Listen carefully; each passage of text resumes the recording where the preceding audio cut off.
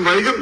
ഇവിടെ ഇരിക്കുന്ന എല്ലാ സഹപ്രവർത്തകരെ, പറവൂർ നിവാസികളെ, ജനാധിപത്യ വിശ്വാസികളെ എല്ലാവർക്കും എന്റെ വിനീതമായ നമസ്കാരം. ഞാനിവിടെ വലിയ സന്തോഷത്തോടെയാണ് നിങ്ങളുടെ ഇടയിൽ എത്തിയിരിക്കുന്നത്. സന്തോഷവും ആത്മവിശ്വാസം. നിങ്ങൾ 5 തവണ നമ്മുടെ വി ഡി സതീശനെ വിജയിപ്പിച്ചിട്ട് നിങ്ങളുടെ പ്രതിനിധിയാക്കിയത്. 2001 മുതൽ ഒരു 1/4 നൂറ്റാണ്ട് അദ്ദേഹം നിങ്ങളുടെ പ്രതിനിധിയായി നിങ്ങളുടെ എല്ലാ വിഷയത്തിലും നിങ്ങളൊപ്പം നിന്നിട്ടുണ്ട്. നിങ്ങളുടെ സുഖം, നിങ്ങളുടെ ദുഃഖം.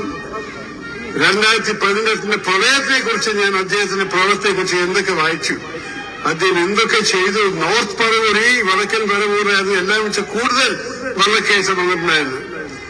അതിന്റെ മാനേജ്മെന്റിന് വേണ്ടി ഇറങ്ങിയിട്ടും അത് കഴിഞ്ഞിട്ട് 350 വീട് കെട്ടാൻ സാധിച്ചതും അദ്ദേഹത്തിന്റെ മുൻകൈ എടുത്തിട്ടാണ്. നമുക്ക് എല്ലാവർക്കും അറിയാം, ഇത് കേരളത്തിൽ അറിയപ്പെടുന്ന ഒരു വാർത്തയാണ്. അതുപോലെ തന്നെ കോവിഡ് സമയത്ത് അതിന്റെ നേതൃത്വം നമ്മൾ എല്ലാവർക്കും കാണാൻ സാധിച്ചു.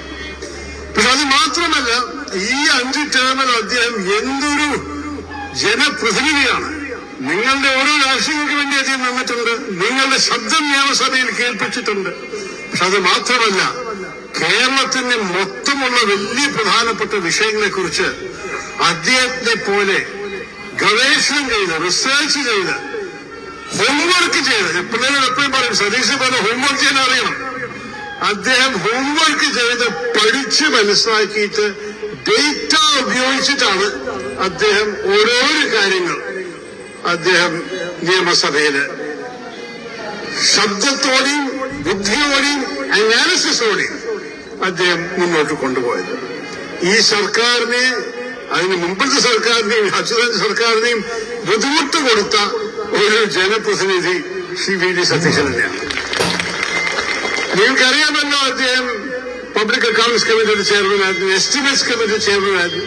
ഇപ്പൊ പ്രതിപക്ഷ നേതാവായിട്ട് ഈ 5 വർഷക്കാലം അദ്ദേഹം ഓരോരോ ഈ സർക്കാരിന്റെ കഴിവില്ലായും കുറ്റങ്ങളും ചൂണ്ടിക്കാണിച്ചിട്ട്, അവരുടെ അഴിമതി, അവരുടെ തെറ്റുകൾ ഓരോന്നും ചൂണ്ടിക്കാണിച്ചിട്ട് നമ്മുടെ ഈ വരാൻ പോകുന്ന തെരഞ്ഞെടുപ്പിന്റെ ഒരു ഫൗണ്ടേഷൻ ഉണ്ടാക്കി തന്നു.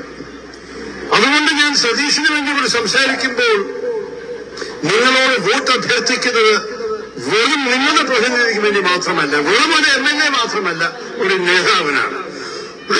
അദ്ദേഹം ജയിച്ചു വരുമ്പോൾ വെറും ഒരു MLA ആയിരിക്കില്ല, നിങ്ങൾക്കറിയാമല്ലോ. അപ്പൊ ആ കാര്യത്തിനൊക്കെ കേരളത്തിന്റെ ഓരോ ആവശ്യത്തിന് വേണ്ടിയും പറവൂരിന്റെ എല്ലാ വിഷയത്തിനു വേണ്ടിയിട്ടും നിങ്ങൾ വി ഡി സതീശനെ കൈപ്പത്തി അടയാളത്തിൽ വോട്ട് കൊടുത്തിട്ട് വമ്പിച്ച ഭൂരിപക്ഷത്തോടെ വിജയിപ്പിക്കണം. അതിന്റെ